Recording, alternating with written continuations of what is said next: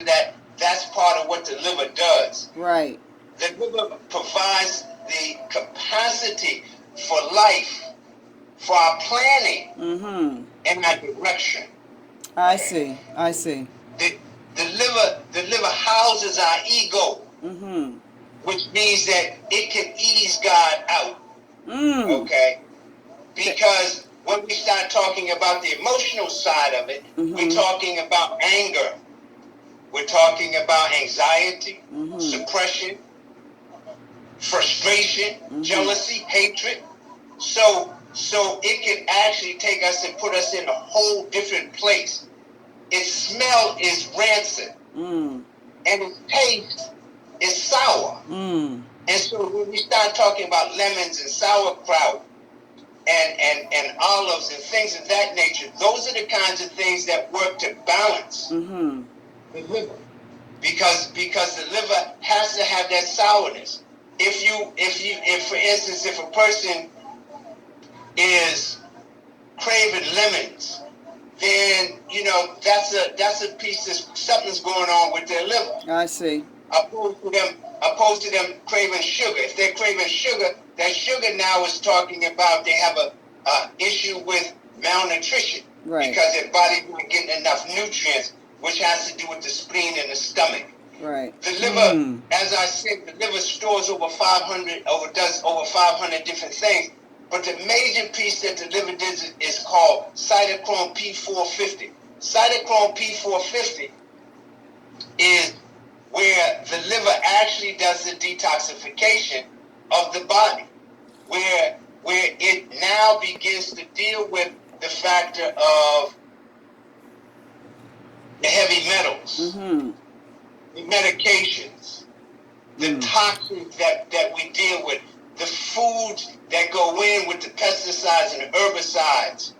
It has to deal with all of that, and that's the basic way that the liver actually begins to create the detoxification of the body. And this is the cytochrome P450. A lot of people don't understand or don't deal with CYP450, but because of the fact of what this does, it makes it very powerful for the breakdown of all of these elements that we have to deal with, or we deal with on a daily basis, including the pollution that we wind up with that comes from the air around us. Okay, so hold on, Dr. Muwakil, I don't mean to cut you, right? But I just want to make sure that, sometimes, a person of scholarly understanding can, we got to earth in a lot of what you said. Like, you just really ran it off in a way that, is really, I'm like, okay, where is this XYP450 that I need to drink or get shot up with or whatever? I need that. So let me just kind of put a button on some of the things that you said. First of all, the spring season is the season to cleanse the liver, right? So basically, according to ancient traditions, traditional Chinese medicine, and we can go across indigenous people's tradition, every organ has a season that you are supposed to be cleansing and strengthening, toning, cleansing, and strengthening within a particular season. The fall was the lung season, right? That you clean out and strengthen and tone the lung system in the body. And by we're not just talking about the organs themselves, we're talking about their systematic connection to all of the rest of the body. Is that right? Absolutely. Okay, so the fall was the lung season. The winter, directly after the fall, is the kidney season, where you strengthen and tonify and cleanse the kidney energy systems around the body. And so now we're in the spring season, right? We got just about a month and a couple of weeks or whatever before the summer hits, right? 2 months maybe before the summer hits. Yeah. So we're still in the spring season, and now it is time to clean out that almighty bad liver. right? Absolutely. Okay, okay. So we want to clean out and purify the liver, and there are precise pathways to do that. And one of them is the nomenclature that you named, right? The X, what is it? CPY40. Say that again, but tell me like I'm five. So, so the shortening name is called CYP 450. CYP 450. Right. Right. And that's a biological process Mm-hmm. that the liver does. Okay. Just like the biological process of the kidneys is the stem cells of the bones and our DNA. Mm-hmm. It's also with the kidneys, it's also the factor of kidneys is how women conceive. Mm-hmm. And men impregnate women. Mm-hmm. Kidneys have to do with the factor of conception, gestation, pregnancy, delivery, Mm-hmm. maturity, aging, and death. Mm-hmm. It also has to do with the factor of our head hair and our ears. Okay. Where the liver has to do with our eyes. Mm-hmm. and our tendons and our sinews, as they're called, and our ligaments. Mm-hmm. But it also has to do with the factor of digestion. Okay. Because of the fact that it manufactures bile. Mm-hmm. That bile then is secreted into the gallbladder. Mm-hmm. The gallbladder secretes it into the small intestines, which allows the small intestines to, it allows the small intestines to, one, help it to create its waves called peristalsis. But the other piece of that is that it helps the small intestine to extract the nutrients from the foods and send them back into the blood.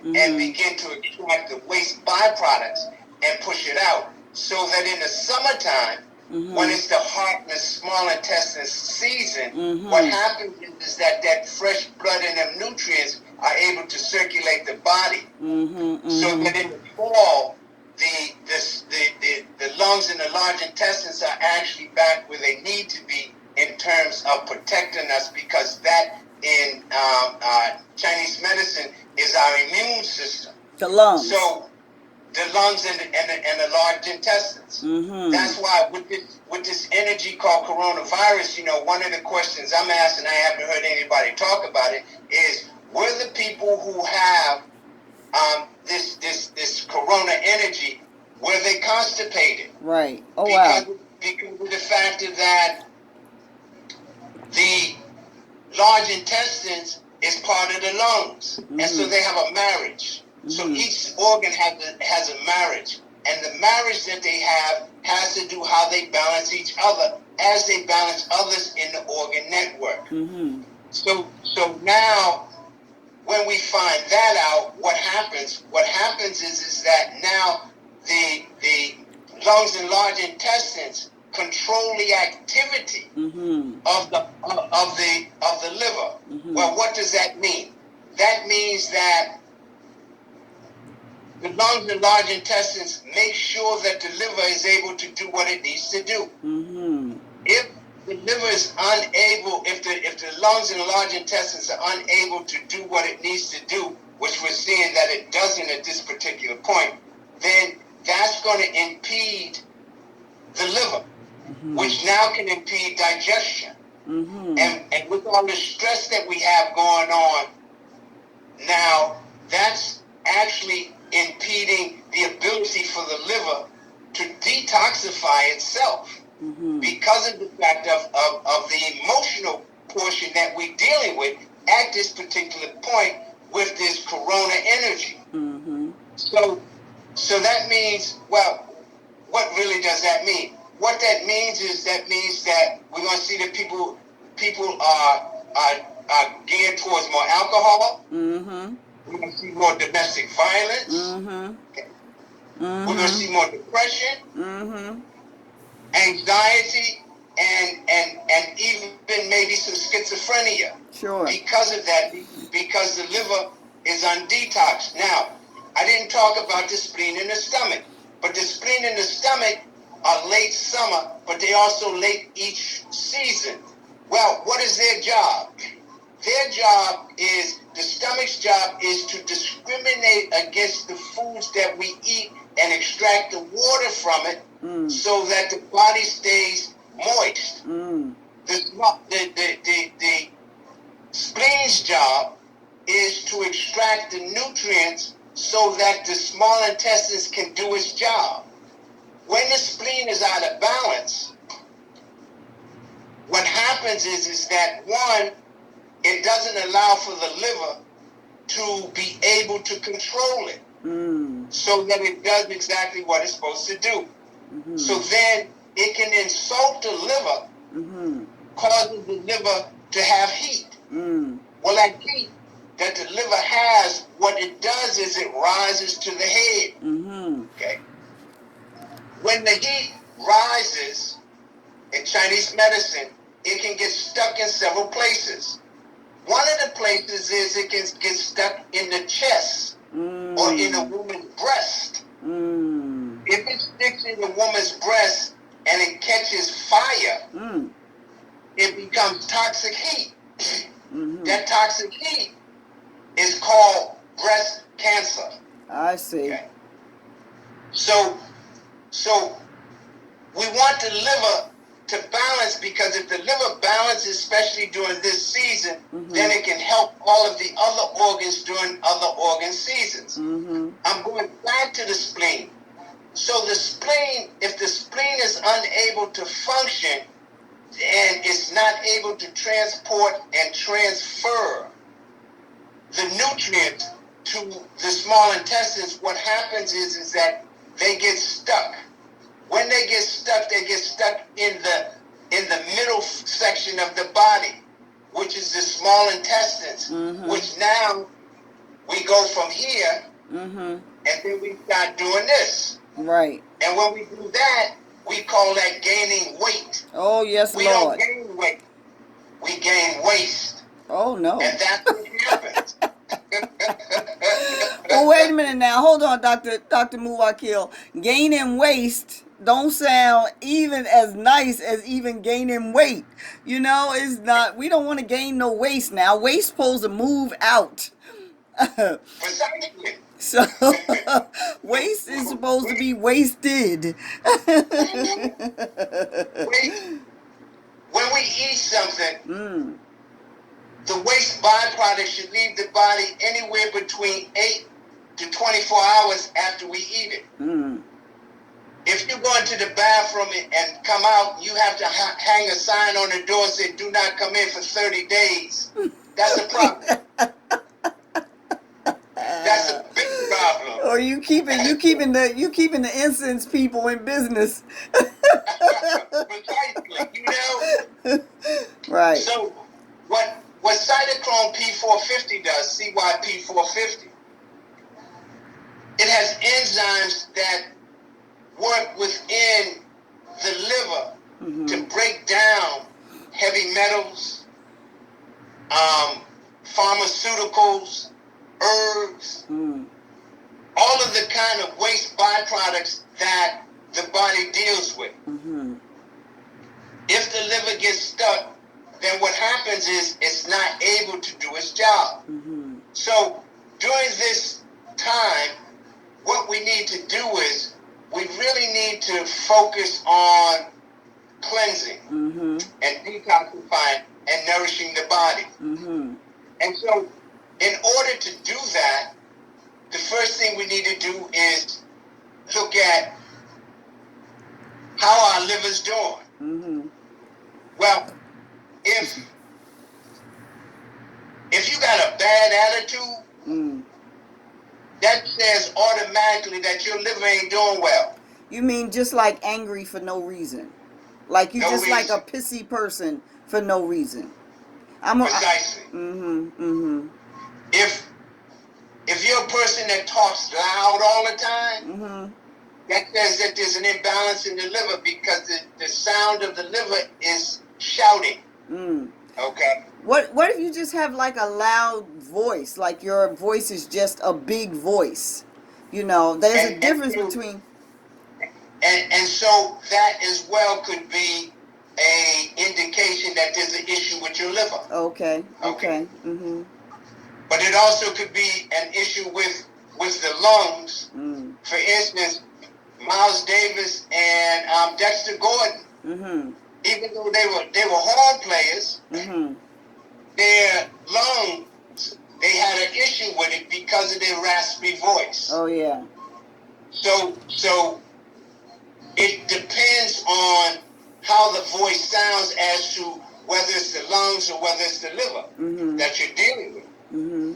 So when you look at the liver, you have to look at the factor that by it storing blood,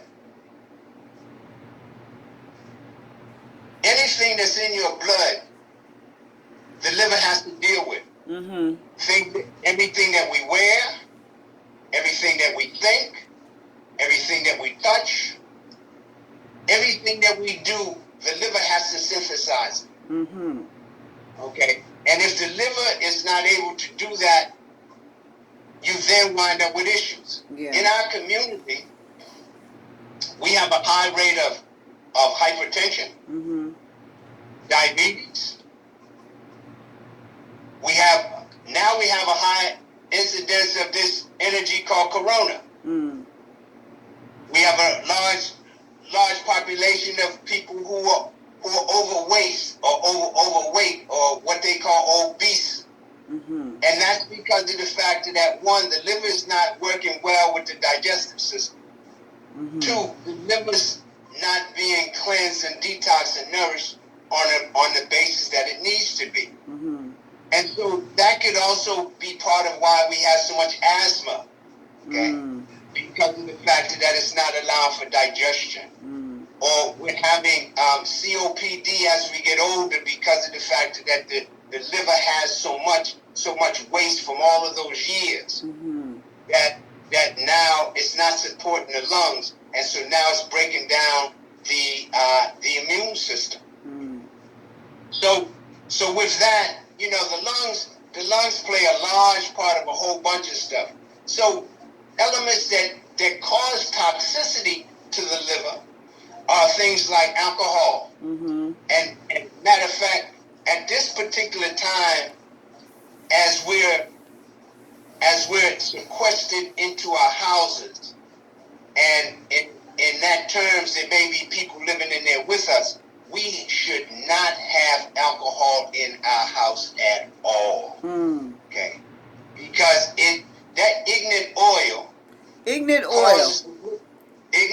That's what happened. You drink so much of it, you get real ignorant. Yeah. Yeah. That ignorant oil shouldn't be there because of the fact that we already stressed out. Mm-hmm. Mm-hmm. And so that's going to put more stress on us. Yeah. So that's the first thing that should go. Toxins, heavy metals. If people smoke, they need to get rid of the cigarettes. Mm. Because one of the elements of tobacco is cadmium. Mm-hmm. Cadmium is a heavy metal. Yeah. That can cause you to have a heart attack, high blood pressure. Mm-hmm. And then you got formaldehyde. Right. Well, formaldehyde should not come upon your body until the fact that you gave up your last breath on earth. Mm. Then you should then they embalm you with some formaldehyde. Mm-hmm. So you got things in there that really shouldn't be in there. So you need to get rid of those cigarettes because they tax the liver. Yeah. And then, you're talking about over-the-counter, some of them over-the-counter remedies that we get that are non-prescription that were talked about by the Mayo Clinic. And the Mayo Clinic said Tylenol, aspirin, ibuprofen, Advil, all of those become toxic to the liver, and they cause the liver not to function in the manner that it should. Right. So a lot of times, if the liver can't detoxify the what's going on, what happens is that now it starts to move the waste to the skin. Right. For the skin to get rid of it. Right. So, Dr. And we, Muwakil, hold here a minute. I'm sorry, I didn't mean to cut you. You go ahead, finish that statement. Go ahead, finish your and statement. and what the skin does is the skin shows it up in rashes, Mm-hmm. in eczema, Mm-hmm. in oils, in carbuncles. Mm. And so now we figure that we got a problem, and so now we run to the dermatologist. Right. Right. And you putting salve and all of that on what's trying to come out of the body through the biggest organ, which is the skin. Now, I wanted to take a pause here. We're kind of coming up on our time. We have maybe about 5 minutes or so left. But I did want to acknowledge everybody who's coming on and listening to us and talking with us. You could be doing anything, and you're taking your time to be with us. I'm going to get your question in a minute, Cree. So thank you for coming on, and thank you for allowing us to share this information with you. We hope that is helpful to you. The other thing I wanted to kind of push back on a little bit, Dr. Muwakil, is that in a time when people don't have as much activity, the hardest thing to do is give up the habits, the comfort habits. It's just hard. Like, you have to really be of a priest class and already be like, in a particular frame of mind to just go cold turkey, giving up your cigarettes, cold turkey. You're not going to have wine and, or any type of alcoholic beverages during a time of, quarantine and isolation. One of the biggest things that happened was Pennsylvania shut down all of its liquor stores, what they call state stores. Yes, they did that, but what happens is, and I'm not advocating drinking, I'm just playing the other side, right, to what is being presented in terms of the compassion for people and where people are at. The majority of people are drinking more. They coming over to Jersey. They like, y'all gonna shut down the state stores? Is y'all crazy? People are self-medicating like a mug. They're drinking more, eating more, and when I do my talks like you, I encourage people to do something other than the hand-to-mouth exercise, But the reality of it is that a person has to have a certain kind of mindset to just stop doing everything with no other activities as a distraction. So we get it, but the best optimal for your body is to give up the harmful habits like drinking, like smoking, like, heavy meat consumption, and all of these things. So little by little, you can take on these practices that we are suggesting and make some changes to the good, that by the time the summer comes or the doors are open, you can really go full-fledged into, relieving yourselves of these slave-like behaviors and habits. Now, one of our viewers asked, well, what about weed? Because we got the whole thing now. Look at you laughing, right? We got the whole thing now of the, medical marijuana, and the government is in on it, and everybody agreeing, yay, yay, yay, weed. What about weed? From your perspective, Dr. Moo. First off, let me say this here. The weed has changed. Yes, Lord. Since when I was a young man, we had a different kind of weed than they would have now. Right. The weed now, I would say if you're indulging in that you indulge in it moderately, because if you let's say you smoke every day, well, that's going to cause toxins to be in your system because of the fact that that's heat that's going into your lungs, and so after a while you're going to dry out your lungs, and so that's going to cause an issue. The second is I would suggest that you know where you get this weed from, because of the fact that it could be detrimental because of the fact that the way it was grown, the way it was processed, how it was picked, all of those kinds of things. Right. What I would say as we get down in time is that the way to deal with the liver, first off, is to fast. You can fast for 3 days. 1 day fasting isn't really fasting because it doesn't give the digestive tract a chance to shut down. But if you do 3 days, 5 days, 7 days, 30 days, what happens is that you give the digestive tract a chance to shut down so that the liver is able to rejuvenate itself, because the liver is the only organ in the body that will rejuvenate itself. The rest of them won't. So that'll give it a chance to do that.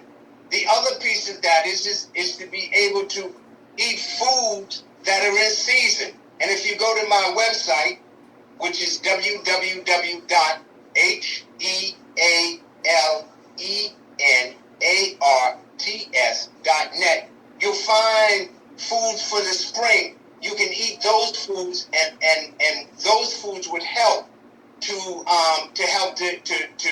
detoxify the liver. You also need to understand that about food combining, which is a course that I got coming up. Food combining is very important because of the fact that you're a chemist, and your body is a chemistry factory. Mm-hmm. And everything that you eat, put into your body, wear, that kind of thing, the chemistry of your body has to deal with that. We just mix a whole Marge Podge of everything, and we're talking about chemistry. Mm-hmm. So you got to be real careful about the way you deal with that chemistry of what it is that you're eating. That kind of thing. And then there are some foods. I got them here somewhere for you. Well, Dr. Muwakil, when you say fast, what do you mean by fast? Do you mean no food at all? Do you mean water, or do you mean specific types of eating during a period of time? Okay, fasting, first off, is abstention from food, mm-hmm. which means that you're drinking liquids. The fasting program that I have for people, what they do is they drink liquids and they take herbs. Mm-hmm. You should not really fast on water because of the fact that the toxins coming out of your body needs somewhere or something to buffer them so that they come out of the body. Mm-hmm. If you're diabetic, then you can't fast because that'll lower your blood sugar, which could cause you some issues.